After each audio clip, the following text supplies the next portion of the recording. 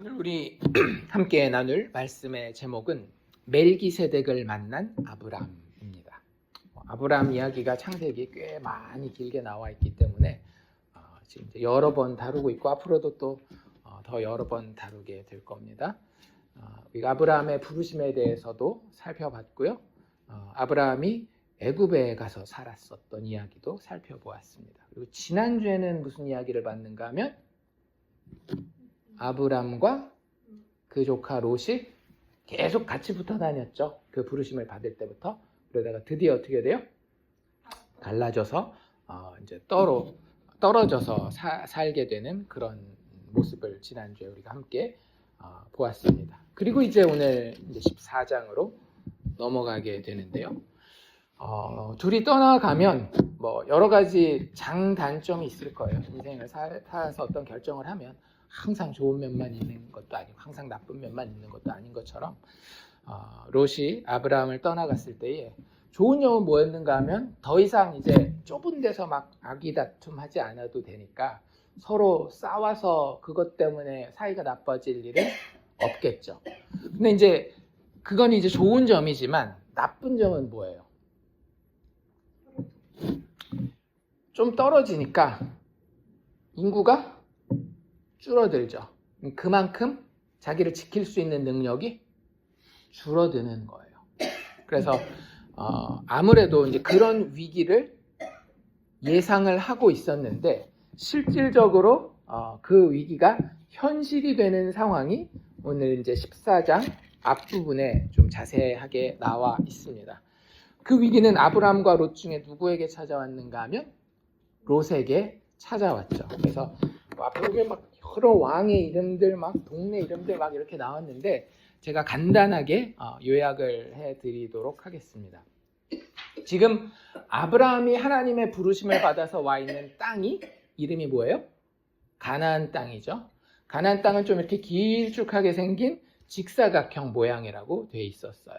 그래서 아브라함과 롯이 처음에 이 길쭉한 이스라엘 땅 중에 이제 이스라엘 땅의 여기가 이제 요단강이에요. 요단강 건너편 중에서도 요 남쪽 어딘가에 이 자리를 잡았습니다. 그래서 뭐 세겜에도 좀 있었고 베델과 아이 사이에 있는 작은 산자락에서도 있었고 이렇게 지냈단 말이에요. 근데 거기서 롯은 어디로 갈라져 나오는가 하면 더 밑으로 내려와서 요단강이 끝나는 데에 그 당시에 염해, 사해라고 하는 바다가 있는데 그 아직 염해가 더 넓어지기 전에 도시들이 크게 몇 군데가 있었는데 소돔과 고모라가 있었어요. 그 중에 어디로 가는가 하면 롯은 조금씩 이동해 가다가 저 동네 괜찮겠네, 저 동네 괜찮겠네 하다가 마지막에 자리를 잡은 데가 소돔이라고 하는 곳이었습니다.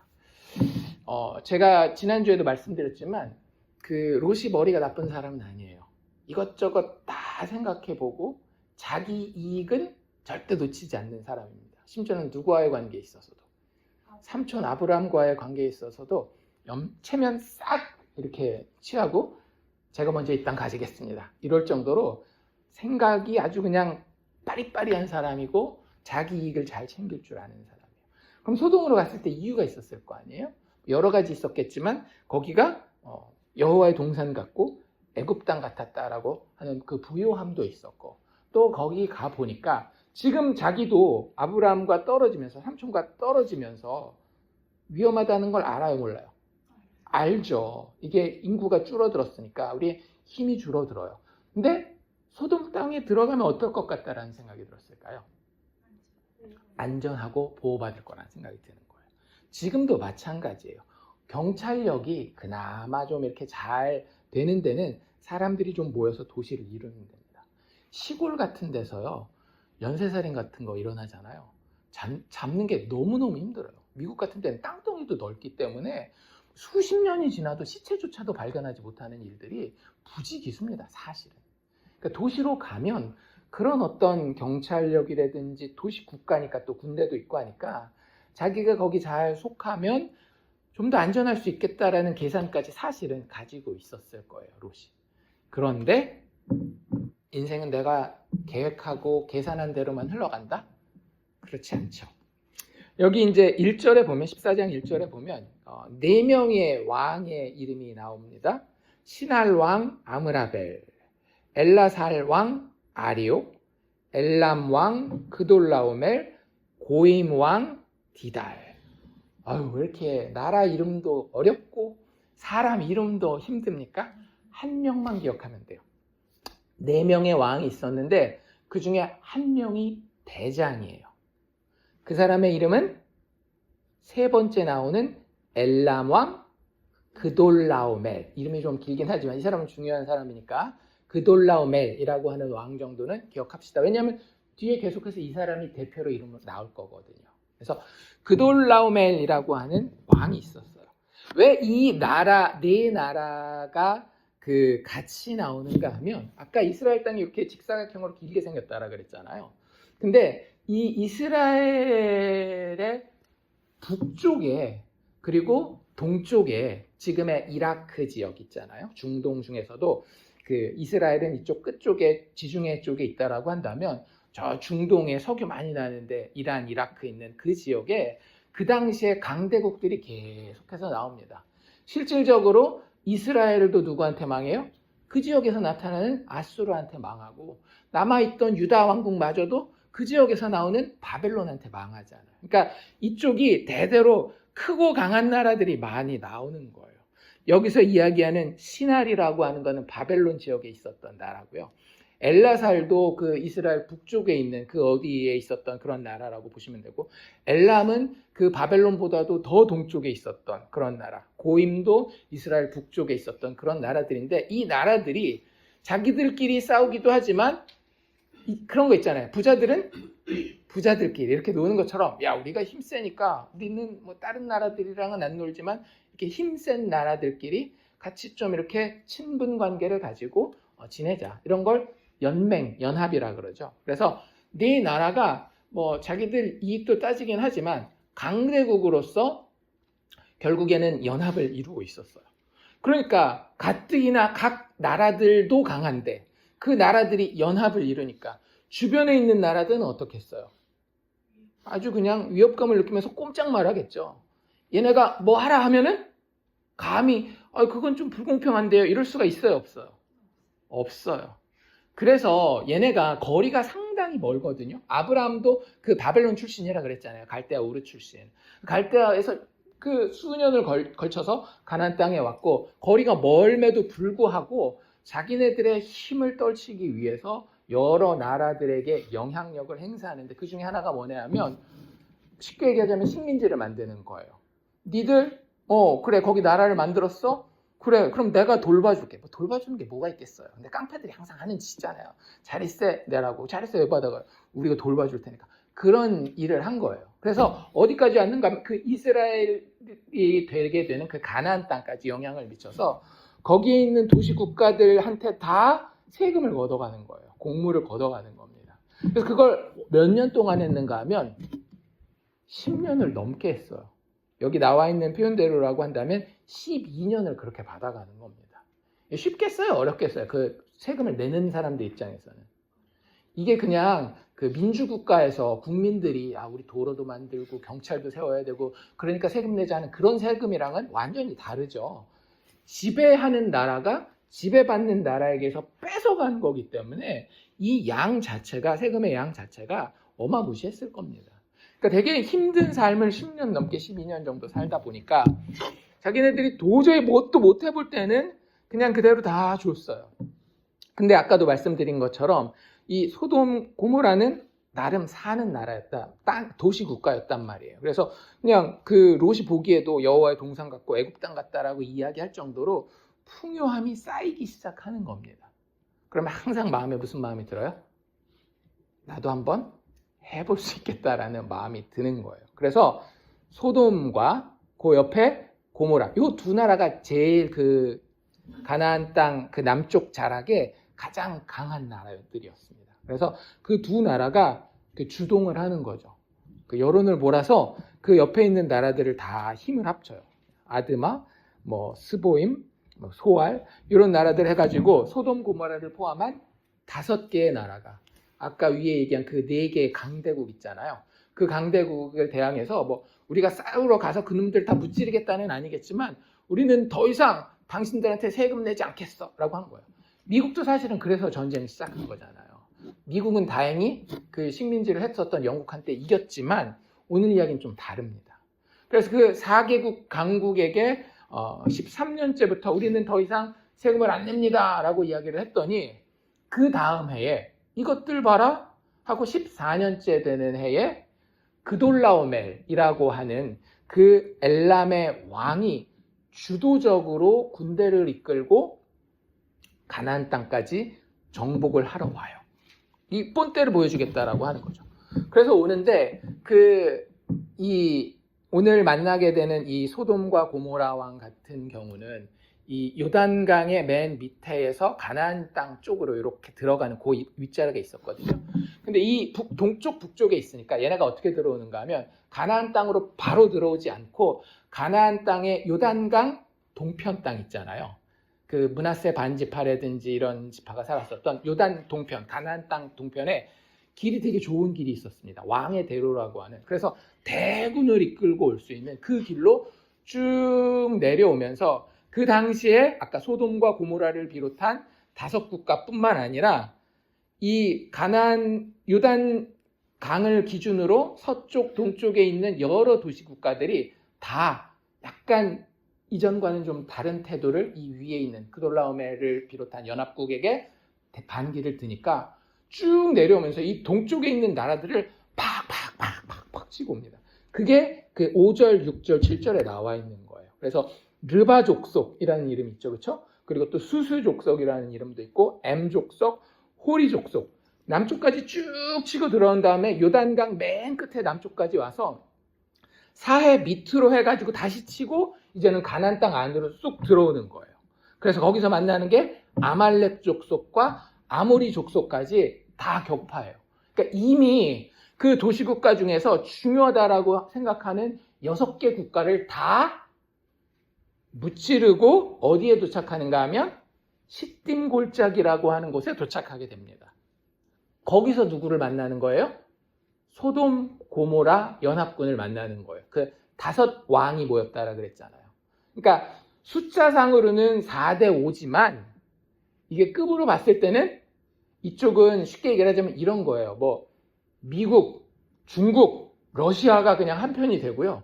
나머지는 뭐 싱가폴, 뭐 아주 작은 나라들 있잖아요. 뭐 이런 나라들 한 10개 모여봤자 미국, 중국, 뭐 러시아 이렇게 하면은 그거 어떻게 싸우겠어요. 근데 그런 상황이었던 거예요. 그러니까 어떻게 한번 해볼까라고 소돔과 고모라가 자기네도 이제 그동안 좀 컸으니까 하려고 했는데 보니까 이게 벌써 급이 안 돼요. 그리고 시딤 골짜기에서 마침내 모여서 싸우는데 전쟁의 결과가 어떻게 돼요?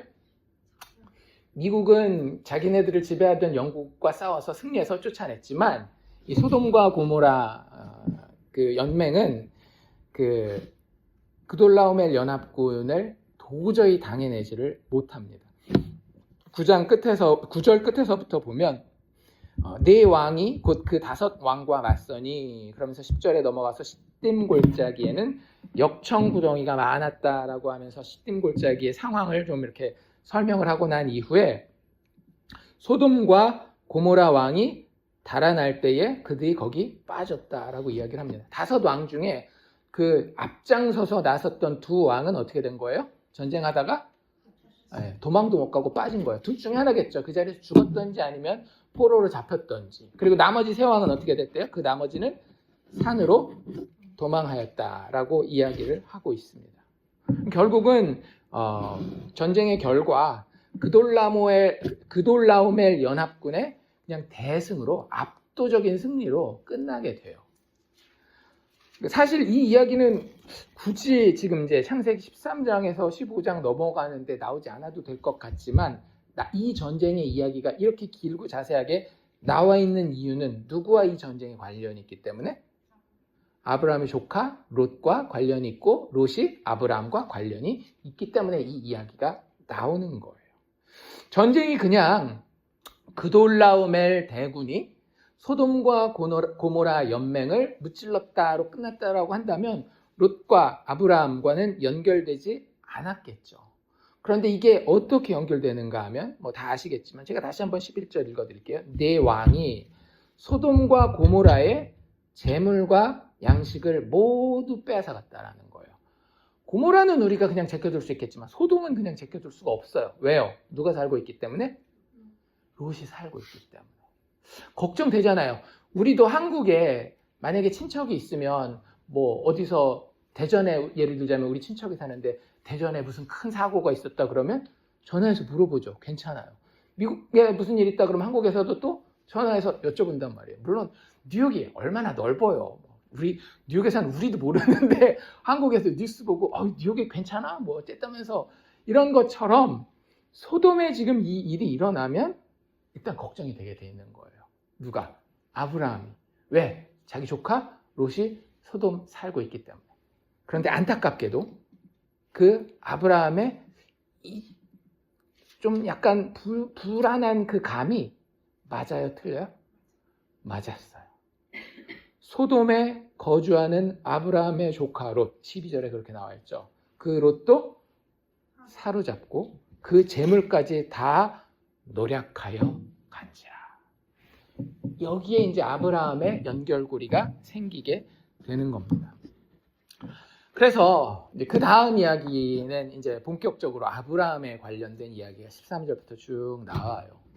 사실은 완전히 다 전멸했다라고 한다면 그 소식을 전해줄 수도 없겠죠. 뭐 지금처럼 뭐 뉴스가 있어서 기자들이 뭐 신문이나 텔레비전을 통해서 라디오를 통해서 전할 수 있는 게 아니기 때문에 싹 죽었다면 아마 이 소식을 아브라함에게 전해주기까지 꽤나 시간이 걸렸을 것 같아요. 그런데 다 죽이지 못하고 그 중에 참 다행히도 도망온 자가 있었어요. 그리고 그 사람이 다른 데 가지 아니하고 곧바로 누구에게 가는가 하면 아브라함에게 갑니다. 여기 히브리 사람 아브라함에게 알렸다라고 이야기를 해요. 당시에 아브라함은 어디에 살고 있었는가 하면 아브라함도 사실은 큰일 날 뻔했어요. 아브라함이 어디 살고 있었는가 13절에 보면 뭐라고 되어 있는가 하면 아모리족 속의 마므레의 상수리 숲을 근처에 거주하고 있었다라고 이야기를 합니다. 하나씩 설명을 한다라고 한다면 아모리는 그 지역에 사는 그 부족의 이름이에요. 그리고 거기에 마므레라고 하는 아주 유력한 사람이 있었습니다. 마므레는 사람 이름입니다.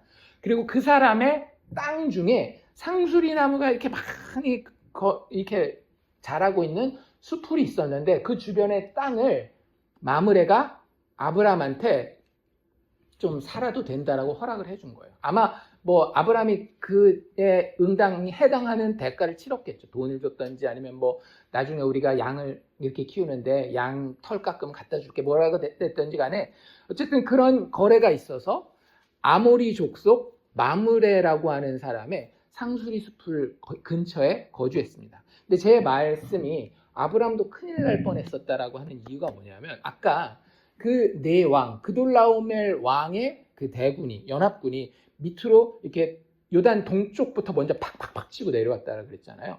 그 다 치고 다시 이 가나안 땅 요단 서쪽을 향해서 직접 올라갈 때에 만났었던 족속이 맨 마지막에 누구를 만나는가 하면 아모리 족속을 만나요.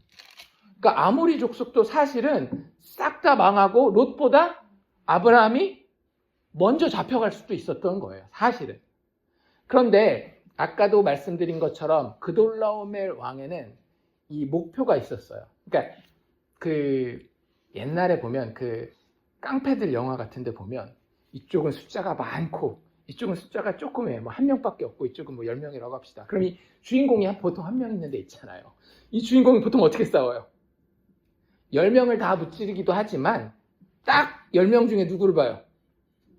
그치. 누가 대장이야, 누가 두목이야. 그걸 딱 눈으로 찾은 다음에 잽싸게 뛰어가가지고 그 두목을 한 대 꽝 쥐어 박잖아요. 마찬가지예요. 그돌라오멜도 오면서 여러 그 부족들을 치지만, 부족 국가들을 치지만 마음속에 딱 두고 있는 놈들이 있었어요. 누구랑 누구? 소돔과 고모라. 요 놈들은 내가 본때를 보여준다. 왜냐하면 전쟁을 해서 완벽하게 누군가를 제압한다는 건 쉽지 않아요. 그냥 이겼다, 앞으로 잘해, 이건 하겠지만 그 속속들이 마을 집집마다 들어가가지고 다 뒤집어 놓는 건 진짜 쉽지 않은 겁니다. 지상전이라는 게 그래서 어려운 거거든요. 근데 그 마음속에 소돔과 고모라를 두고 있었기 때문에 아모리 족속을 쳤지만 다행히 누구는 피해를 안 본 거예요? 아브라함은 피해를 안 본 거예요. 그러니까 아브라함도 시컵했는데 갑자기 소식을 그 전쟁에서, 마지막 전쟁이었죠. 소돔과 고모라가 그 그돌라움의 그 연합군과 싸웠었던 그 시딤 전투의 소식을 도망한 사람이 아브라함한테 알려줬다는 거예요. 그리고 아브라함은 그 소식을 듣고 곧바로 어떻게 해요? 자기 군대를 일으켜서 쫓아갑니다. 그런데 혼자 쫓아간 것은 아니었어요. 거기 여러 사람을 소개하고 있는데 13절 뒷부분에 보면 마므레라는 사람이, 사람 이름이라는 거 제가 설명드렸죠.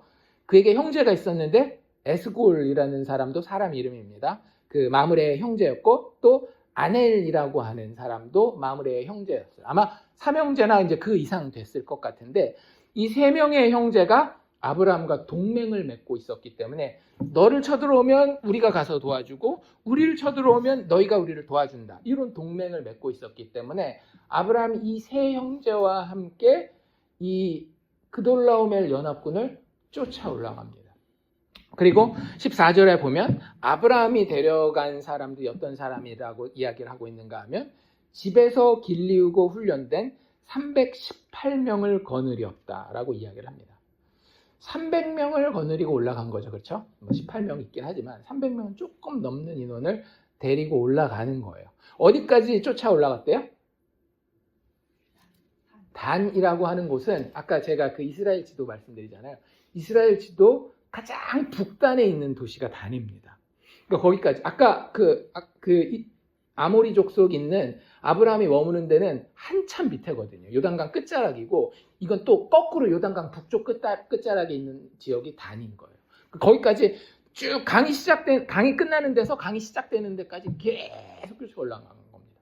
아마 엄청나게 힘들게 쫓아갔을 거예요. 생각해보세요. 318명의 그 가솔들을 데리고 있었다라고 한다면 전부 다 말 탔을까요? 그러긴 쉽지 않아요. 말을 318피를 가지고 있기가 쉽지 않습니다. 그러니까 말 탄 자들도 있겠지만 그래도 결국에는 누구한테 맞춰야 되는가 하면 걸어가는 사람한테 맞춰야 되는, 보병한테 맞춰야 되는 거예요. 걷고 뛰고 말 조금씩 탄 사람들 있고 해가지고 그래가지고 단까지 쫙 치고 올라갑니다. 거기서 드디어 누구를 만나요? 그돌라오멜 군대에 거기는 수만 명, 최소 수만 명에서 수십만 명이 왔을 거예요. 그 군대 끝자락을 만난 거예요. 그래서 거기서 칩니다. 어떤 식으로 쳤다라고 이야기를 하는가 하면 15절에 그와 아브라함을 얘기를 하는 겁니다. 아브라함과 그의 가신들이 나뉘어서 조를 이렇게 나뉘었어요. 한 번에 318명이 다 몰려서 가지 아니하고 100명씩 나눴든지 뭐 10명씩 나눴든지 해가지고 그 끝자락에 있는 그돌라오멜의 군대를 딱 해서 승리를 해요. 쳐서 막 기습을 했겠죠. 게릴라전을 폈겠죠. 근데 이제 그돌라오멜은 이미 전쟁을 끝냈잖아요. 승리했기 때문에 더 이상 질질 끌고 싶지도 않고 그렇게 질질 끌 수 있는 상황도 아니에요. 왜냐하면 언제까지 해서 어떻게 다 끝나고 이제는 돌아간다 했으면 그 다음에 거기서 더 질질 끌면 훨씬 더 비효율적이고 그리고 패배할 확률도 더 높아지거든요. 그러니까 차라리 꼬리를 끊고 가는 한이 있더라도 뒤에 걸 그렇게 신경 쓰지 않기를 원해서 앞에서 더 빨리 뺐던 것 같아요. 그래서 아브라함이 그 단에서 처부수고 일부 회복을 했을 것 같아요. 재산이라든지 사람들 중에서 뒷부분에 있는 사람들은 구출을 했어요. 그런데 구출한 사람들 중에 막 찾아봤어요. 아브라함의 눈에는 누구밖에 안 보이겠어요, 지금? 롯밖에 안 보이겠죠. 롯을 막 찾았어요. 근데 있었을까요, 없었을까요? 없었던 것 같습니다. 그래서 단까지 쫓아나고 간 다음에 승리를 했음에도 불구하고 아브라함이 거기서 멈추지 않고 15절에 그 처부수고 난 이후에도 다메섹 왼편 호바까지 요단강 끝자락에서 끝자락까지 올라왔다고 그랬잖아요. 단이 그만큼 더 간 거예요. 막 쫓아가서 갈 때 또 치고 롯이 있나 확인하고 또 치고 롯이 있나 확인하고 이런 식으로 해가지고 한참을 올라가서 다메섹이라는 동네의 왼쪽에 있는 호바라는 곳까지 드디어 쫓아가서 거기까지 도착하니까 16절에 뭐라고 돼 있어요? 모든 빼앗겼던 재물과 자기의 조카 롯과 그의 재물과 또 부녀와 친척을 다 찾아오게 되는 겁니다. 전쟁이 어떤 식으로 이루어졌는지 대충 아시겠죠? 그러니까 진짜 아브라함도 집념의 사나이예요, 어떤 때는. 그래서 자기 조카 롯이 눈에 보이고 회복이 될 때까지 쭉 쫓아가서 그를 살려옵니다. 나중에 혹시 이제 이야기를 할 부분 기회가 뒤에 있을 것 같긴 한데요. 이런 모습이 아브라함이 구원자의 어떤 모델을 하는 것으로 봐요. 그러니까 롯이 아무 그런 능력이 없을 때에 먼저 자원에서 나서서 자신의 손해와 희생을 감수하고 그 능력 없이 포로로 잡혀있는 자를 구원하는 아브라함의 모습이 꼭 누가 닮았다? 예수님과 닮았다 해서 이제 예수님의 모형이 여기서 잠깐 보여지는 것으로 설명을 하기도 하는데 그게 틀렸다는 건 아니지만 오늘 제가 집중하기 원하는 거는 전쟁 끝나고 난 이후의 이야기예요. 전쟁 끝나고 난 이후. 그 이야기를 한번 봅시다. 아브라함이 전쟁을 잘 마쳤어요. 그리고 그 그돌라오멜과의 싸움에서 승리하고 돌아오는데 두 명의 왕을 만납니다. 여러 왕이 있을 수 있어요. 그렇죠? 왜요? 5왕이 있었다 그랬으니까. 그렇잖아요. 소돔 왕, 고모라 왕, 나머지 세 성읍의 왕들이 있었는데 그 여러 왕들 중에 한 명이 일단 딱 등장해요. 누구요? 소돔 왕이 등장합니다. 아마 소돔과 고모라 중에서도 소돔이 더 세력이 있었던 것 같고 게다가 또 그 지역에 롯이 또 살고 있었잖아요. 그래서 소돔 왕이 등장해요. 그런데 지금까지 전혀 한 번도 이름도 나오지 않았던 도시 국가의 이름과 그 나라의 왕이 등장합니다. 그리고 이 왕은 여기 한 번 등장하고 끝이에요. 성경.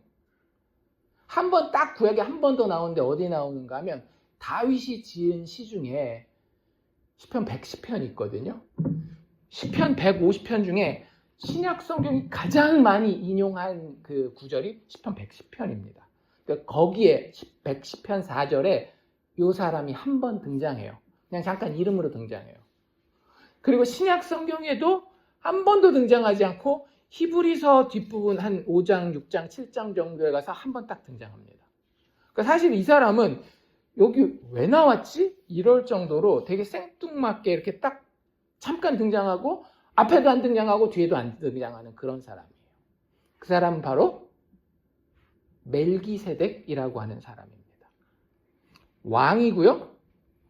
아까 그 베라라고 하는 사람이 소돔의 왕이었던 것처럼 멜기세덱은 살렘이라고 하는 도시의 왕이었대요. 어쨌든 아브라함이 전쟁에서 승리하고 돌아올 때에 두 명의 왕을 만납니다. 정리하면 소돔 왕 베라와 살렘 왕 멜기세덱을 만나요. 왜 이 두 사람의 이야기가 기록되어 있을까요? 그냥 간단하게는 두 사람을 만났으니까 기록되어 있겠죠. 두 사람을 진짜 만났으니까 기록이 되어 있을 텐데 그들의 만남은 우연이 아니었던 겁니다. 그냥 정치적인 군사적인 만남만이 아니에요. 실질적으로 보면 여기서 예수님에 대한 진리도 많이 드러내주고 영적인 교훈도 우리에게 되게 좋은 것들을 가져다 줘요. 우리가 제대로만 읽는다라고 한다. 그래서 우리가 그걸 살펴보려고 하는데 일단 베라에 대해서 좀 먼저 알아봅시다. 베라는 어디의 왕이라고요? 소돔의 왕 이름이 베라예요. 그런데 이 베라가 통치했던 소돔은 어떤 도시라고 알려져 있어요? 우리 지난주에 본 것처럼 소돔 사람은 여호와 앞에 악하며 큰 죄인이었더라. 이게 우리나라 말도 그런 말이 있죠. 윗물이 맑아야 아랫물이 맑다. 그러면 소돔의 왕은 참 거룩하고 깨끗하고 의로운 사람이었는데 소돔의 백성들만 이렇게 막 하나님 앞에 악하고 큰 죄인이었을까요? 아니면 오히려 그 지도층, 왕을 비롯한 지도층이 더 타락하고 더 하나님 앞에 악한 죄인이었기 때문에 밑에 사람들도 다 그러나 보다 하고 그렇게 따라갔을까요? 두 번째 거겠죠. 후자겠죠. 보통 윗물이 아래로 흐르는 거예요. 그래서 이 베라라고 하는 사람은 소돔의 왕이라고 하는 것 자체가 그 본인이 여호와 앞에 악하고 죄악된 사람이라고 하는 것을 보여주고 있는 겁니다. 요즘식으로 얘기하자면, 신약식으로 얘기를 하자면 세상을 대표하는 인물이에요. 세상의 세력을 대표하는 인물입니다. 조금 더 세게 이야기한다면 악한 마귀의 세력을 대표하는 인물이 누구다?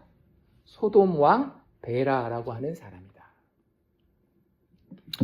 참 재밌는 건 뭔지 아세요? 구약 성경은요, 그림자의 상징이 많다 그랬잖아요. 그래서 지금은 우리가 지키지 않는 율법 중에 음식 율법들이 있는 거 아시죠? 돼지고기 구약 성경에서는 먹어요, 못 먹어요? 못 먹죠. 뭐 그런 것들. 지금은 아무 상관이 없습니다. 왜냐하면 음식에 대한 것은 그 당시에 뭔가를 그냥 뭐라 그래야 될까? 상징적으로 주는 거였기 때문에. 근데 그 당시에 그 짐승, 곤충들 중에서 부정한 것들과 정결한 것들을 나눌 때에 도대체 뭘 어떻게 나누는 거야? 뭐 이렇게 기준이 조금 나와 있겠네요. 되새김질, 뭐 굽이 갈라졌는 이런 것들이 있는데 곤충들은 또 그러기도 쉽지 않잖아요. 근데 그래도 이렇게 그룹을 지어 보면 하나님이 그래서 얘네는 부정하다라고 그랬겠구나. 얘네는 그래서 좀 정결하다라고 했겠구나라는 그런 기준이 뭐냐면 그 곤충들 중에 진해 같은 거는 정결할까요? 부정할까요? 부정합니다. 메뚜기는요? 정결해요. 그래서 메뚜기 먹어도 돼요. 신기하죠? 진해나 메뚜기나 진해는 한약에서 약재로도 쓰이는데 왜 진해는 부정하고 메뚜기는 그럴까 이렇게 생각하잖아요. 근데 보면 딱 정해져 있습니다. 완전히 딱 일치하는 건 아니지만 많은 경우에 그 부정한 짐승들, 곤충들은요 땅에 딱 붙어 사는 애들이에요. 근데 메뚜기는 뛰면 어때요? 하늘을 향해서 뛰잖아요. 높이 뛰고 날아다니기도 하고. 좀 정결한 애들은 땅에서 좀 먼 애들이에요. 무슨 얘기인지 아시겠어요? 그러니까 율법이 상당히 영적인 의미를 많이 담고 있습니다. 그냥 눈에 우리 보이는 거 있잖아요. 그래서 하나님 앞에 성전을 지을 때도 어디에 지어요? 높은 곳에 짓잖아요. 우리 그냥 안 믿는 사람, 그러니까 예수 안 믿는 사람들도 그 무슨 단을 만든다 그러면 다 어디다 만들어요? 높은데. 강화도 혹시 아세요? 강화도에 가면 만이산이라는 데에 이렇게 단 쌓아놓잖아요. 왜 산 꼭대기에서 굳이 돌도 들고 올라가기 힘든데 하겠어요? 하나님과 신과 가까운 이런 데요. 근데 이제 그런 의미에서 그 당시의 문화가 다 그랬고 그런 것들이 어떤 영적인 의미로서 사람들에게 알려져 있는 상황에서 소돔은 어디에 있었는가 하면 우리가 보통 바다의 높이는 전 세계가 거의 다 똑같습니다. 그걸 해수면이라 그러거든요. 해수면으로부터 소돔은 무려 400m나 아래 있어요. 땅 중에서도 아주 바닥에 있는 거죠. 하늘로부터 그렇게 멀 수가 없어요. 더 이상 멀 수가 없는 데가 소돔이라는 동네예요.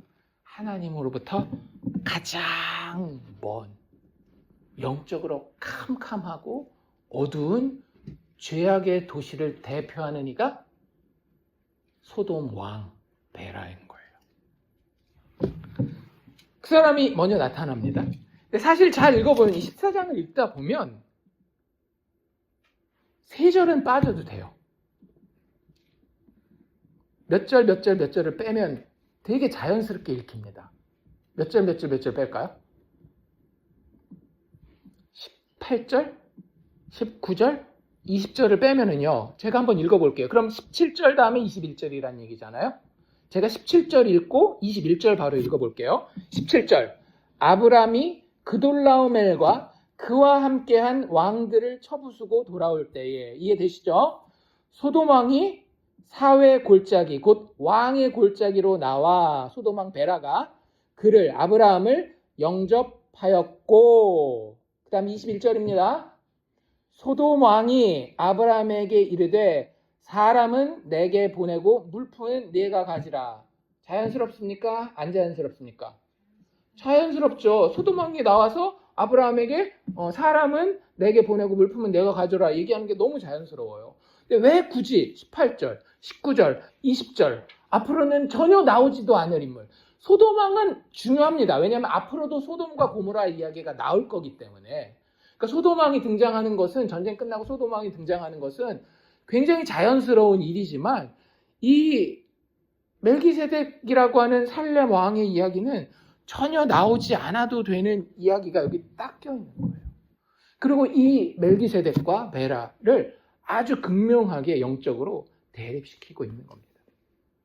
세상을 대표하는 이 소돔 왕이 아브라함에게 나와서 처음 했던 말이 뭐라고요? 아브라함에게 이르되 사람은 내게 보내고 물품은 네가 가지라. 어때요? 여러분이 그 말을 딱 들었다라고 해봅시다. 어떠시겠어요? 아브라함이랑 이 소돔 왕이랑 서로 알까요, 모를까요? 안 만났을 수는 있겠지만 만났을 수도 있고요. 충분히 알고 있었을 겁니다. 최소한 아브라함 입장에서는 소돔 왕에 대해서 많이 들어봤을 거예요. 왜? 그 지역의 최고의 이력자니까. 예를 들어서 미국 사는데 미국 대통령 이름 딱 들었을 때 누구지? 이러는 사람이 있어요, 없어요? 웬만해서는 거의 없을걸요? 그렇게 소돔 왕 베라는 잘 알려진 인물이었고 아브라함도 분명히 이 베라를 알고 있었을 것이고 베라 입장에서도 아브라함은 좀 독특한 인물이에요. 왜냐하면 이 각 지역에 족속들이 있었다, 부족들이 있었다라 그랬잖아요. 아까 아모리 족속, 무슨 족속 이렇게 도시일 국가로는 소돔, 고모라 이렇게 있었는데 유일하게 누구와도 동맹을 맺지 않은 한 명 혼자 있는 부족이 있었어요. 그게 누구예요? 아브라함이에요. 그래서 이 사람들을 다 뭐라고 불렀는가 하면 저 강을 건너온 사람이라고 불렀어요. 그게 한 단어로 뭐라고 부르는가 하면 히브리 사람이에요. 히브리가 강을 건너 넘어온 사람 이런 뜻이거든요. 그래서 아까 그 도망온 자가 히브리 사람 아브라함에게 갔다라고 했을 때 얘는 부족이 완전 다른 애야 이런 애예요. 자기 아내는 동맹이 아무도 없어요. 그나마 롯 있었는데 롯마저도 떠났으니까 히브리 사람은 딱 한 명 남은 거예요. 한 명. 그래서 서로 간에 어느 정도 알고 있었기 때문에 경계도 좀 하고 또 만나면 좀 이렇게 존중하고 인정해줘야 되겠다. 아마 그런 분위기가 있었을 거예요. 왜냐하면 가뜩이나 외부에 적이 있으니까 그돌라오메일이라고 하는 강한 외부의 적이 있으니까 자기들끼리는 이 나름대로도 우리가 서로 강한 그 지도자들끼리 좀 뭉쳐야지 이런 분위기가 있었을 겁니다. 그래서 우리가 그냥 일반적인 상황에서 내가 우리 연맹의 어려움을 해결했을 때에 그 연맹에 아주 그 권위 있는 자가 나한테 와서 잘했다. 그러니 내가 우리 사람들이니까 가져가겠지만 그 재물들은 너에게 다 하사하겠다 하면 사실은 굉장히 기분이 좋을 상황인 거예요. 아브라함 입장이 정치적으로는 상당히 지금 괜찮은 겁니다. 이미 전쟁의 큰 위협은 그돌라오멜은 패퇴해서 물러갔고 처음에는 되게 지는 것 같았지만 아브라함이 쳐서 몰아냈고 이 지역의 맹주로 잡고 있는 소돔의 왕이 아브라함을 인정해주면서 거기다가 재산까지 하사하는 아주 좋은 거래처럼 보입니다. 그런데 정신을 차리고 다시 생각해 봅시다. 다시 그런 어떤 정치적인 이런 상황 다 빼고 지금 소돔 왕이 하는 게 뭐예요? 양아치 짓이죠. 왜요? 소돔 왕이 한 게 있어요, 없어요? 지는 싸우러 나가서 다 깨지고 나와서 다 뺏겼잖아요. 자기 목숨 붙어 있는 것만으로도 아브라함한테 감사합니다, 내 복수를 해주셔서 그래야 되는 상황인데 거기서 거들먹거리고 나와가지고 딱 해서 그래 잘 싸웠다 아브라함. 사람은 나한테 돌려보내고 물건은 네가 다 가지도록 하여라 라고 이야기하고 있는 거예요.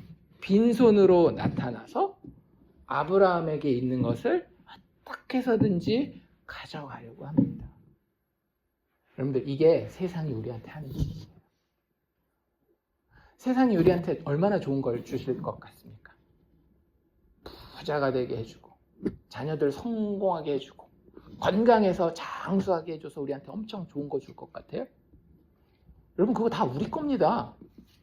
천국에서 이미 하나님이 우리 것으로 보장해 놓으셨는데 꼭 자기 것처럼 자기가 주는 것처럼 야 내가 돈도 줄 테니까 좀 신앙생활도 좀 덜 열심히 하고 열심히 너는 그냥 회사나 열심히 다니고 너 거짓말도 좀 할 수 있지 자식이 잘 되는데 뭐 그렇게 좀 하고 꼭 성경대로 살아야 돼 이렇게 하고 자기가 꼭 뭘 주는 것처럼.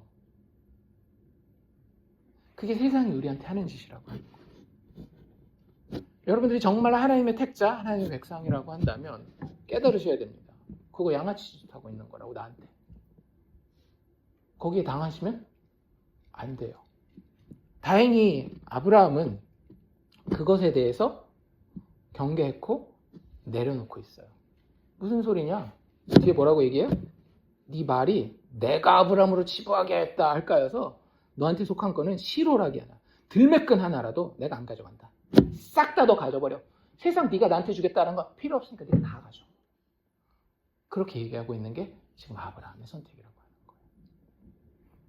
거예요. 진짜 재밌는 건 또 뭐냐면요, 소돔 왕이 좀 무리하게 요구했으면 다 달라 그랬을 수도 있을 겁니다. 사람도 다 주고 돈도 내가 너한테 많이 주긴 하겠지만 그래도 이거 원래 내 거 아니냐, 우리 왕관인데 이걸 어떻게 내가 너한테 주냐라고 하면서 돈도 일부 요구할 수도 있었어요.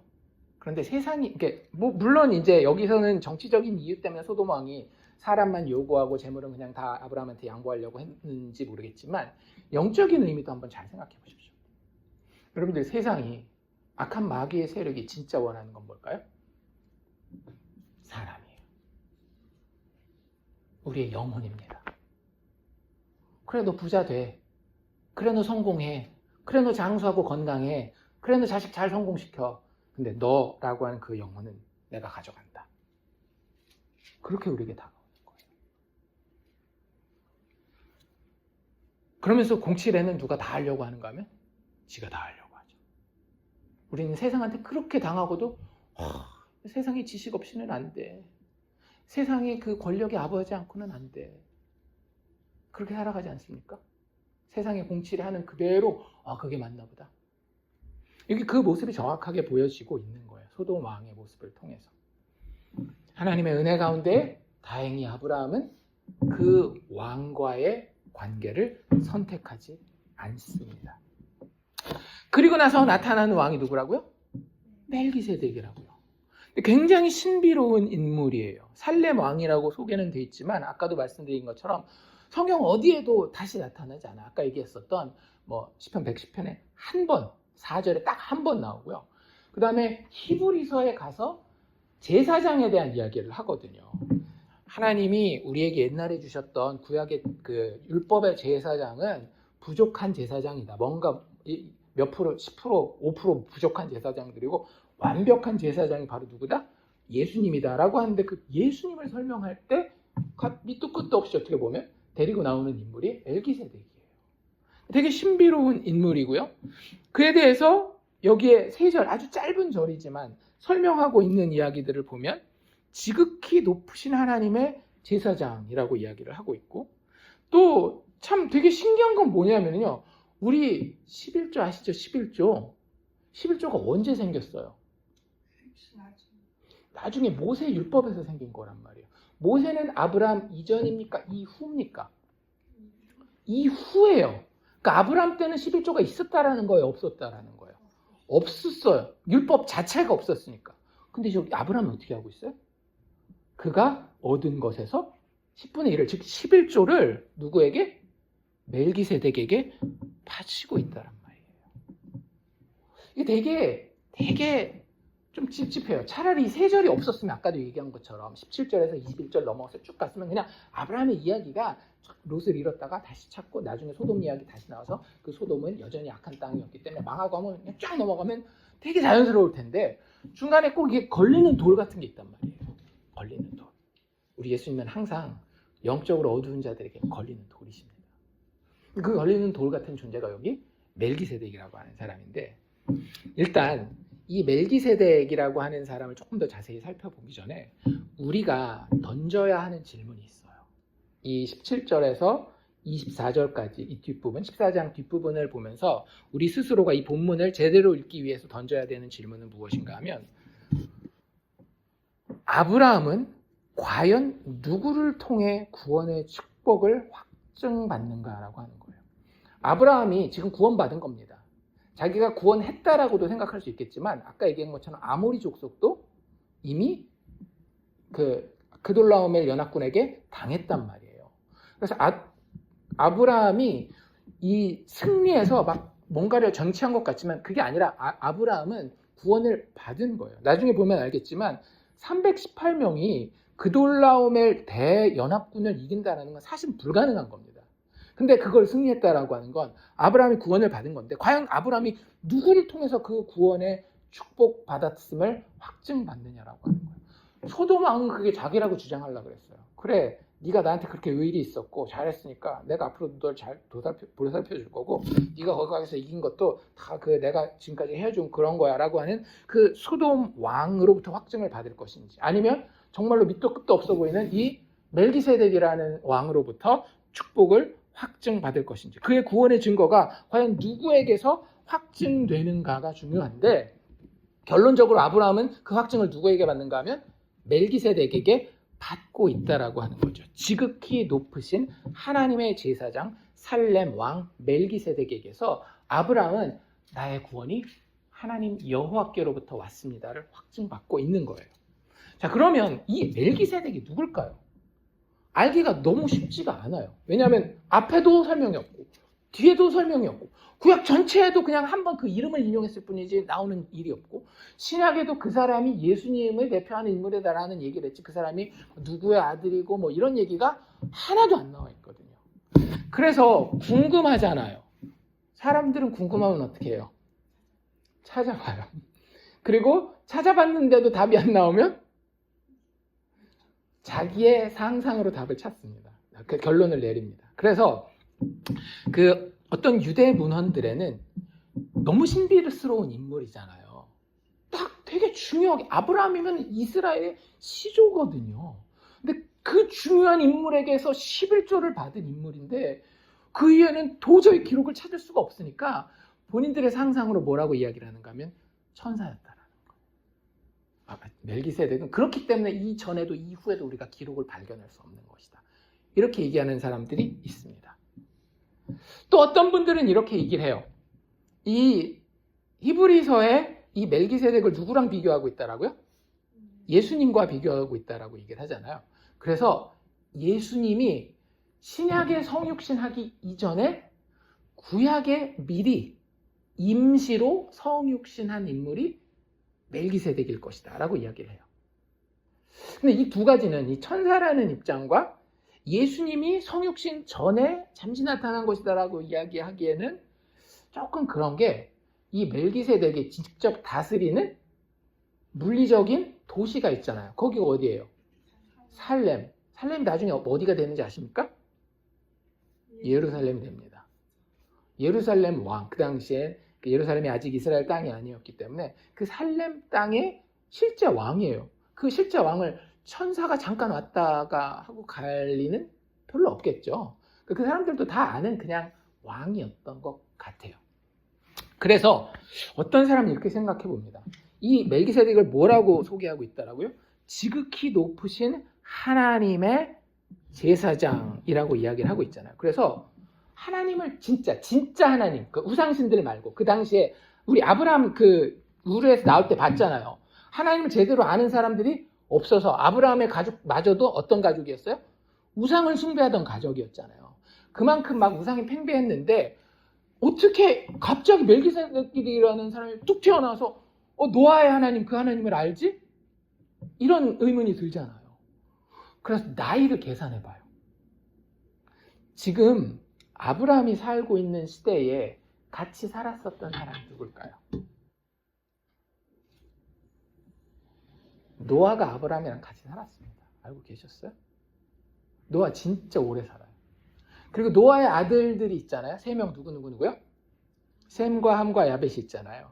그 중에 이제 셈에게서 이 이스라엘의 족속이 쭉 나오는데, 이 셈이 아브라함 태어나는 것도 보고 아브라함 죽는 것도 봅니다.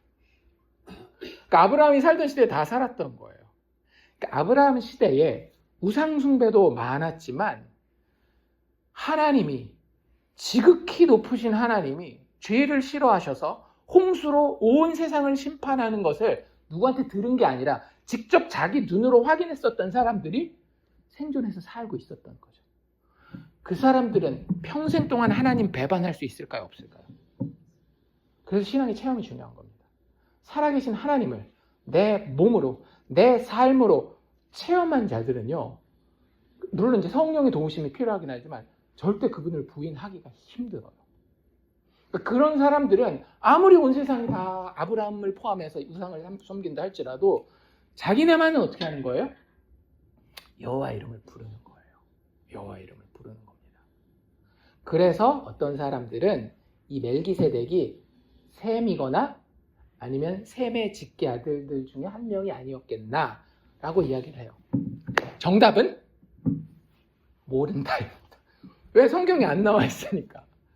근데 이런 배경들을 보면 아브라함 당시에 아무리 우상 숭배가 성행했다 할지라도 하나님을 아는 것이 끊어졌다 안 끊어졌다? 끊어지지는 않은 것을 알 수 있는 거예요. 그리고 그런 사람들 중에 하나가 멜기세덱이었습니다. 그는 아마 가나안의 도시였었던 살렘의 왕이었는데 좀 독특한 게 그냥 왕이 아니라 제사장 왕이었어요. 그러니까 옛날에 아주 오래 한국에도 그 한반도의 역사를 보면 부여나 이런 데 보면 그 재정일치라 그러죠.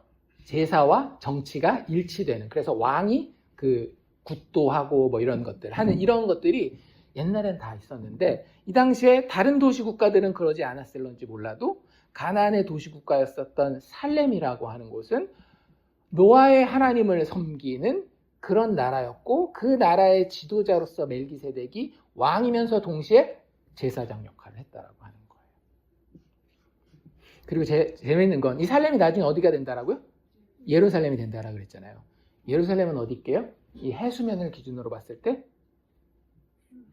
거의 한 800m 되는 데 있습니다. 아까 소돔은 어땠어요? 해수면 기준으로 아주 바닥을 끼워서 한 400m 된다라고 한다면 예루살렘은 항상 이 해수면 800m 정도 위에 있는 거예요. 그래서 성경에 보면 예루살렘에 간다라는 표현 대신 예루살렘에 올라간다라는 표현이 그래서 많은 거예요. 가장 하나님과 가까운 곳에서 하나님의 제사장이요 하나님이 임명한 왕의 역할로서 지극히 높으신 하나님을 아직도 잃어버리지 않고 섬기고 있었던 자가 멜기세덱, 제사장 왕 멜기세덱이었다라고 하는 겁니다.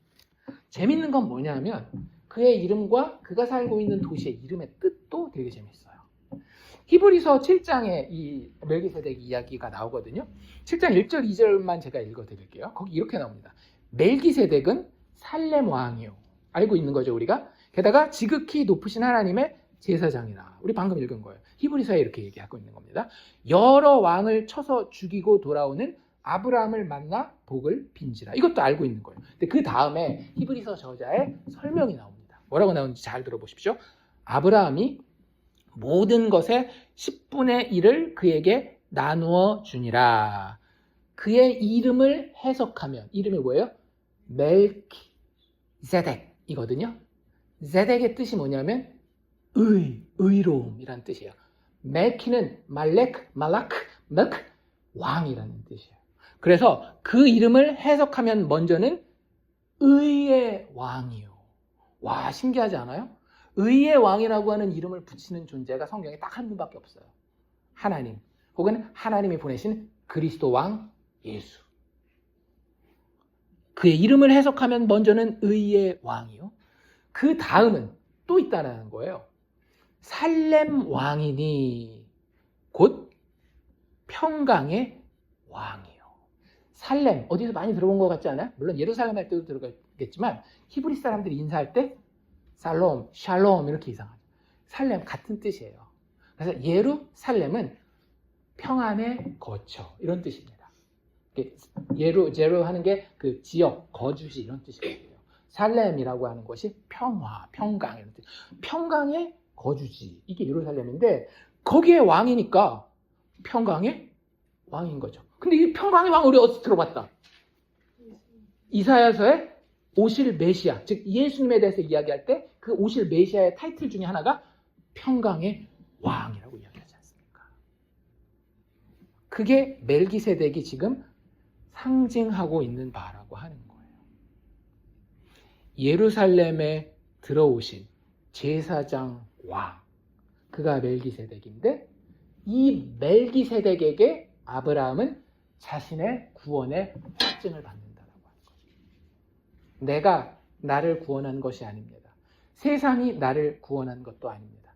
나의 구원이 어디에 왔는지 평강의 왕이시오 의의 왕이신 당신이 나에게 확증해 주십시오 하면서 그에게 자신을 던지는 게 지금 아브라함의 선택이라고 하는 겁니다. 그래서 실질적으로 그가 아브라함에게 제사장 역할을 하는 거예요. 뭘 보면 알 수 있어요? 11조 받는 거 보면 알 수 있잖아요. 10의 1조를 받음으로써 제사장 역할을 하고 있는데 제사장은 왜 존재합니까? 제사장이라는 직분 자체가 존재하는 이유가 뭐예요? 제사를 왜 드려요? 누가 누구에게 나가기 위해서? 죄인이 하나님에게 나아가기 위해서. 원래 죄인이 하나님에게 직접 나가면 어떻게 해요? 죽습니다. 그래서 항상 그 사이에는 죄인이 하나님이 필요하긴 하지만 굳이 만나려고 나가면 죽을 수밖에 없기 때문에 앞뒤로 못 가는 진퇴양난의 상황 가운데 있을 때에 이 죄인을 위해서 그 사이에 중보자로 끼어있는 존재가 제사장인 거예요. 원래 그래서 제1제사장은 그 멜기세덱 나오기 말고 그 아브라함 이후에 이스라엘 백성들에게 제1의 제사장은 아론이 아니라 모세였습니다. 왜? 모세가 항상 이스라엘 백성들이 잘못할 때마다 하나님한테 용서해 주십시오 하고 중보자로 서잖아요. 그래서 그것이 실질적으로 이스라엘이라는 나라의 모형으로 남는 게 아론의 지파에 속한, 레위 지파에 속한 제사장로 쭉 가는 거예요. 어쨌든 제사장이 없으면 죄인들은 하나님 앞에서 복을 중보받거나 확증받을 수가 없어요. 하나님이 그에게 승리를 주지 않는다라는 얘기예요. 그래서 그 제사장이 있어야 되는데 그 죄인이 제사장을 통해서 하나님의 복을 확증받는 것을 멜기세덱이 지금 감당하고 있다라고 하는 거죠. 그래, 아브라함 너 이겼어? 너의 승리는 하나님이 인정한 축복으로서의 승리야 라고 이야기를 하고 있어요. 그래서 이 멜기세덱이 이미 아론 대제사장이 있기 훨씬 전부터 진짜 대제사장의 모습을 행세를 하고 있는 거예요. 그래서 시편 110편 4절에 뭐라고 이야기를 하고 있는가 하면 시편 110편 4절이 다윗이 지은 시거든요. 되게 유명한 시가 왜 유명한가 하면 그렇게 얘기를 해요. 너 메시아가 예수님이 그 바리새인들, 사두개인들이랑 여러 가지 논쟁하는 중에 너희들은 왜 메시아가 다윗의 그 손주, 그 후손일 거라고만 생각하냐? 왜? 다윗의 시 중에 시편 110편 봐라. 거기에 보면 다윗이 말하기를 주께서, 여호와께서 내 주에게, 메시아에게 말씀하시기를 어찌 그 메시아가 다윗의 후손이면 메시아를 자기 주인이라고 얘기하겠느냐? 왜? 자기 후손이면 자기 밑인데 서열이. 그런 걸 보면 메시아는 신적인 존재라고 하는 거야 라는 걸 이야기하는 게 시편 110편인데 거기에서 그 메시아에 대해서 이야기할 때 4절에 이렇게 얘기한다는 거야. 여호와는 맹세하고 변하지 아니하시리라 이르시기를 메시아한테 하나님이 하시는 말씀이에요. 여호와 하나님이 메시아로 오실 성자 예수님에게 너는 멜기세덱의 서열을 따라 영원한 제사장이다. 아, 이미 다윗 때의 제사장이 있었어요? 없었어요? 있었죠. 다윗 아들 솔로몬 때 성전 짓잖아요. 그 제사장들로 섬기게 하기 위해서. 다윗 때도 성전은 아니지만 성막이 엄연히 존재했고 그 성막을 섬기는 제사장이 있었는데 그 제사장들의 한계는 뭐였어요? 죽으면 끝이에요. 새로운 제사장을 세웠어야 됐더라고요. 그래서 다윗이 알고 있었어요. 아, 내가 지금 보고 있는 이 대제사장들 존경은 해야 되겠지만 이 사람들이 실체가 아니구나. 이 사람들이 나를 하나님 앞에 세워줄 수는 없는 거구나 라는 걸 알고 있었어요. 그렇다고 자기가 나가면 돼요, 안 돼요? 아무리 왕이라도 자기가 나가면 자기 선임자가 누구였어요? 사울왕 아니었습니까? 사울왕이 왜 망해요? 자기가 왕인데 제사도 드려보겠다고, 제사장 하겠다고. 그래서 망한 거잖아요. 그러니까 다윗 입장에서도 난감한 거예요. 나도 하나님의 축복을 받고 싶고 하나님의 영원한 그 은혜와 능력 가운데 들어가고 싶은데 내가 왕이지만 제사장 할 수는 없고 그렇다고 나를 도와주는 제사장들을 보니까 죽으면 끝이더라. 그래서 다윗이 성령의 감동하심 가운데 깨달은 거예요. 아, 저들이 가리키고 있는 궁극적인 참 대제사장이 있겠구나. 그 사람들은 아론의 반차를 따르는 제사장이 아니라 누구의 반차를 따르는? 멜기세덱의 반차를 따르는 영원한 대제사장이 있어야 되겠구나. 그래서 그 부분에 대해서 히브리서 7장 3절에 뭐라고 설명하고 있는가 하면 멜기세덱에 대해서 멜기세덱은 아버지도 없고 어머니도 없고 족보도 없고 시작한 날도 없고 생명의 끝도 없어서 하나님의 아들과 닮아서 항상 영원히 제사장으로 있느니라. 그러니까 실제로 그 멜기세덱에게 아버지도 없고 어머니도 없고 뭐 족보도 없고 뭐 죽지도 않았고 이런 얘기가 아니라 멜기세덱의 기록 자체가 아까도 말씀드린 것처럼 한 번 진짜 딱 나왔는데 성경의 모든, 특별히 구약의 모든 중요한 인물은요 절대 자기 혼자 나오지 않습니다. 그 아들이 누구였는지, 아버지가 누구였는지, 조상이 누구였는지 이거 얘기하고 나와요. 그러니까 안 중요한 사람은 그냥 이름만 언급하고 넘어가지만 중요한 사람 중에 그 아버지, 어머니, 가족, 친척을 이야기하지 않는 사람은 누가 유일해요? 멜기세덱이 유일해요. 그러니까 이 사람이 진짜 인간이긴 했지만 기록된 그 모양이 마치 뭐 같다라는 거예요. 아버지도 없고 어머니도 없고 족보도 없고 시작한 날도 없고 생명의 끝도 없는 것처럼 보이는 인물로 하나님이 여기 설정해 두셨고 그렇게 그 모양을 딱 만들어서 완결시켜 놨다라는 거예요. 그러고 보니까 누구랑 비슷한 거예요? 하나님의 아들과 비슷한 거예요. 영원 전부터 계셨고 이 땅에 오셔서 죽었지만 죽음도 그를 끝낼 수 없는 영원히 사시는 존재. 하나님과 아들과 닮아서 하나님의 아들과 닮아서 항상 제사장으로 있는 게 멜기세덱의 반차를 따르는 제사장이라는 거예요. 우린 그게 누군지 알아요? 예수님인 줄 아는 거예요. 죄인이 하나님 앞에서 그 구원을 보장받을 수 있게 해주는 제사장이라는 제도가 있었는데 그것은 사실은 다 그림자였고 실질적으로 진짜 완결된 대제사장, 참 대제사장은 누구다? 멜기세덱의 반차를 따르는 대제사장이다. 진짜 재밌는 건 뭐세요? 뭔지 아세요? 아까 소돔 왕 베라는 뻔뻔하게 빈손으로 나왔다고 그랬죠. 살렘 왕 멜기세덱은 빈손으로 나오지 않습니다. 세상은 늘 우리에게 뺏어갈 것만 생각하고 우리에게 나오지만 우리의 영혼까지도 다 앗아갈 생각으로 우리에게 나오지만 우리의 참된 대제사장 멜기세덱의 반차를 따르는 그 대제사장은 그냥 빈손으로 오지 않고 들고 나오는 게 있어요. 뭐래요? 여기 나와 있잖아요. 18절에 보면 살렘왕 멜기세덱이 떡과 포도주를 가지고 나왔대요. 그냥 아무렇지도 않게 생각해도 상관없습니다. 왜? 지금 아까 얘기한 것처럼 되게 먼 곳까지 갔다 오느라고 아브라함과 그의 군대가 지쳤잖아요. 그러니까 거기 음식 대주느라고 그러는 걸 수도 있어요. 그런데 그러기에는 떡과 포도주 우리에게 너무나 익숙하지 않습니까? 언제 먹는 음식일까요? 6월절에 먹는 음식입니다. 6월절에 이스라엘 백성들이 무교병과 함께 지금도 유대인들이 6월절 지키거든요. 곧 6월절 지켜요. 요번 주에 지킵니다. 왜냐하면 돌아오는 주일이 부활주일이기 때문에 부활주일 바로 직전이 항상 그 기독교식으로 따진다라고 한다면 6월절이거든요. 그 6월절에 무교병은 이해가 돼요. 근데 지금도 이 6월절 지키는 유대인들이 오늘날을 사는 유대인들이 포도주잔을 같이 올려놓는다니까요. 근데 아무리 출애굽기를 찾아봐도요. 니네 6월절 상에 포도주를 올려라는 얘기가 없어요. 근데 본능적으로 떡과 포도주를 올리는 거예요. 뭘 보면 알 수 있어요? 진짜 유대인들이 그러나요? 예, 그래요. 옛날부터 그랬어요. 언제부터? 예수님 때 보면 알잖아요. 예수님이 마지막 최후의 만찬, 그게 뭔지 아세요? 6월절 만찬이었어요. 거기에 뭐가 있었어요? 떡과 포도주가 있었어요. 그리고 우리는 이제 이게 무슨 뜻인지 알아요. 이게 그냥 떡, 음료가 아니에요. 이건 뭐예요? 참된 대제사장께서 옛날에 부족한 대제사장들은 자기가 죽으면 끝나기 때문에도 부족했지만 자기 스스로는 부족했기 때문에 늘 뭘 끌고 와요?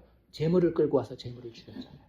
그런데 참된 제사장은 자기 스스로도 죽지 않고 영원하지만 그 제사에 필요한 완벽한 제물도 누가 준비해요? 자기 스스로 준비해서 자기 몸을 찢고 자기 피를 흘려서 죄인들의 구원을 완성하는 그러한 완벽한 대제사장이라는 거예요.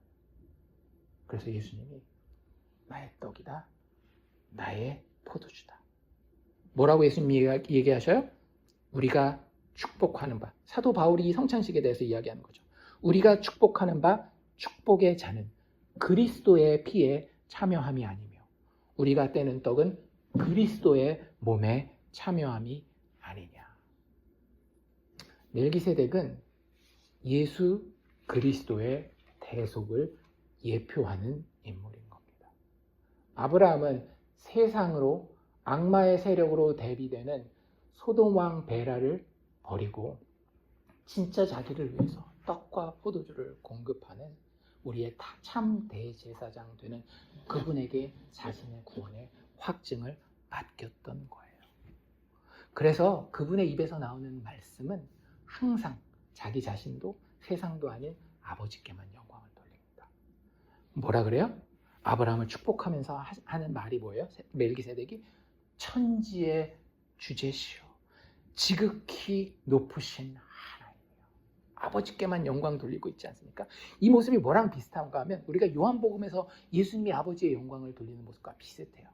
나사로를 살리고 나서 제자들을 가르치는 그 장면에서 예수님도 똑같이 비슷한 모습으로 이렇게 얘기했습니다. 아버지요, 아버지의 이름을 영광스럽게 하옵소서. 지금 아브라함이 승리했고 자기가 아브라함 위에 있으니까 아브라함을 높일 수도 있고 자기를 높일 수도 있지만 아브라함도 높이지 않고 자기도 높이지 아니하고 멜기세덱은 누구만? 천지의 주제시요 지극히 높으신 하나님이요. 당신이 아브라함에게 복을 주옵소서. 하나님과의 그 끈끈한 영광을 돌리고 그분을 존중하고 사랑하는 그 관계가 여기서 보이고요. 또 하나, 그가 알고 있는 아버지의 구원은 이것밖에 없어요. 20절, 너희 대적을 내 손에 붙이신 지극히 높으신 하나님을 찬송할지라. 아브라함, 네가 싸워서 이긴 것 같아? 아니야. 구원은 누구에게서? 여호와에게서로다. 지극히 높으신 하나님이 너로 하여금 그돌라오멜 왕과의 싸움에서 승리하게 하신 거예요. 아까도 말씀드렸잖아요. 그돌라오멜이 거기까지 원정을 왔을 때는 최소 수만이라니까요. 그리고 그들은 전쟁에 특화됐어요. 게다가 실전을 통해서 여러 도시를 정복하면서 어떻게 싸우는 것이 전쟁인지를 분명히 알고 있었던 그런 군대입니다. 최소한 수만의 인원이. 아브라함의 군대는 어땠을까요? 한 번이라도 전쟁을 해봤어요? 안 해봤어요? 안 해봤어요. 그냥 훈련만 했어요. 무기도 변변치 않았을 것 같아요. 게다가 인원도 몇 명밖에 안 돼요? 마치 기드온의 300용사처럼 얼마 되지 않는 인원이었어요. 그들을 데리고 겁도 없이 쫓아 올라갔다니까요.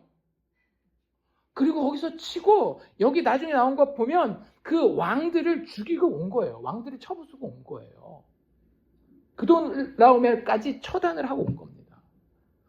까딱하면 어떻게 생각할 수 있어요? 내가 잘나서 전쟁에 승리한 줄, 내가 이 구원을 성취한 줄로 알 수 있단 말이에요. 그런데 하나님의 지극히 높으신 하나님의 제사장인 멜기세덱은 아주 분명히 합니다. 구원이 누구에게서 오는지. 구원은 누구에게서? 너희 대적을 내 손에 붙이신 지극히 높으신 하나님. 너는 그분만 찬송할지로다. 그것이 너의 구원이다. 라고 했을 때에 그 하나님을 알고 있었던. 왜? 아브라함은 어떤 사람이었어요? 처음에는 우상숭배자로 시작했지만 하나님의 열심 가운데에 부족한 가운데서도 제단을 쌓고 여호와의 이름을 불렀었던 믿음의 사람이었잖아요. 이 이야기를 들었을 때에 아멘, 주님이 내 구원의 근원이시죠. 당신의 제사장, 보내신 제사장의 그 선언을 따라서 나의 모든 것을 당신께 드립니다 라는 고백을 어떻게 한 거예요? 11조로 한 거예요. 11조는 10분의 1은 당신 거고 10분의 9는 제 겁니다. 이거 아닙니다. 11조는 무슨 뜻이에요? 나의 모든 것이 당신의 것이니 하나님이 이미 주셨으니 그것 감사하는 가운데 다시 한번 나의 구원의 주인이 누구신지를 고백합니다 라는 것이 11조예요. 돈 계산해가지고 요만큼은 하나님 거, 요만큼은 내 거. 절대 그런 거 아닙니다. 하나님의 은혜로 믿음 가운데 거하는 아브라함이 택한 왕은 결국 살렘 왕 멜기세덱, 지극히 높으신 이의 제사장 왕이었었던 멜기세덱이었다라고 하는 사실을 우리가 기억할 수 있기를 원합니다. 여러분들 똑같습니다. 여러분들의 일생을 살아가면서 어쩜 우리의 매일매일은 과연 나는 소돔 왕을 택할 것인가? 아니면 살렘 왕을 택할 것인가?